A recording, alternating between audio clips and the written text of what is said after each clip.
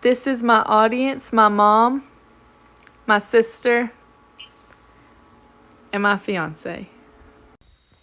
My name is Olivia Thompson, and this is Speech C for Human Communications. My topic will be over the Second Amendment. The Second Amendment is a well-regulated militia being necessary to the security of a free state. The right of the people to keep and bear arms shall not be infringed. Why the Second Amendment is so important, especially to women. Imagine being home alone and hearing someone break in. You're smaller, physically weaker, and completely alone. In that terrifying moment, your right to defend yourself, your right to survive, is everything. For women, the Second Amendment is more than just a constitutional right. It's a lifeline. Yet today, restrictive gun control laws threaten to take that right away. As women and a citizen, I believe it is vital we protect the Second Amendment. Not only does it ensure our ability to defend ourselves, but it empowers us and preserves the very freedoms that this country was built on. As a woman who has researched gun rights and self-defense, I take this issue very personally. So today I'll explain why the Second Amendment is essential for women's safety and how restrictive laws often do more harm than good. My first point is the Second Amendment empowers women to protect themselves. The right to bear arms is often debated in political terms, but for many women it is deeply personal. Firearms serve as a powerful equalizer in situations where women may otherwise be physically overpowered.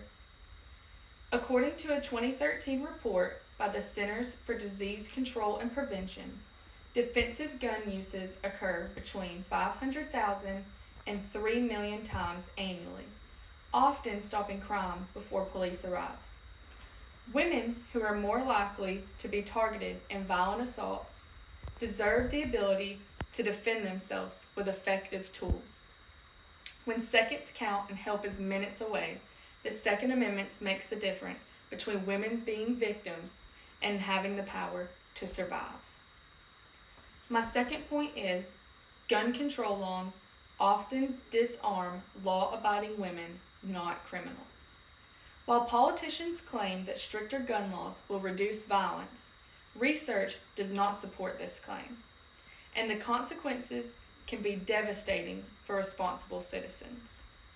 A 2022 RAND Corporation study concluded that the evidence for politicians like high-capacity magazine bans or assault weapon restrictions is largely inconclusive when it comes to reducing violent crimes. These laws make it harder for women to access tools for self-defense while doing little to prevent criminals who obtain firearms illegally. In fact, the Bureau of Justice Statistics reports that the majority of guns used in crimes are acquired through illegal channels, not legal purchases. These politicians punish those who follow the law, particularly women who rely on firearms for their safety. A few examples of some illegal firearms that were detained in Chicago in 2014 are a lot of guns you might see in your household.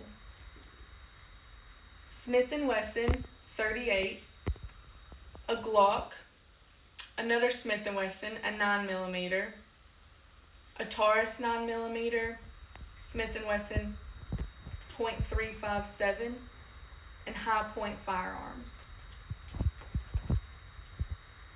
My third point is more women are choosing to be armed, and that choice must be protected. Women across the country are increasingly taking their safety into their own hands. According to the Crime Prevention Research Center, the number of concealed carry permit holders has grown dramatically, and women account for the growing percentage, especially in states that make it easier to carry. This trend reflects a real need and desire among women to be proactive about their safety. Denying access to legal firearms strips away the freedom. As law-abiding women rise to take control of their own defense, lawmakers should be supporting their rights. not standing in their way. All in all, this is not about rights. We discussed how the Second Amendment is not just a legal right, but a vital step for personal safety, especially for women. It gives you freedom to not rely on someone else for your safety, and freedom to take responsibility for your own life and the lives of those you love. Protecting the Second Amendment isn't just about politics. It's about upholding our ability to defend our lives. This is ultimately a matter of freedom, the freedom to live without fear, to take responsibility for your own safety, and to never feel powerless in the face of danger. So I urge you, especially women in this room, stand firm, call your lawmakers, get trained, be heard, because no woman should ever have to feel helpless.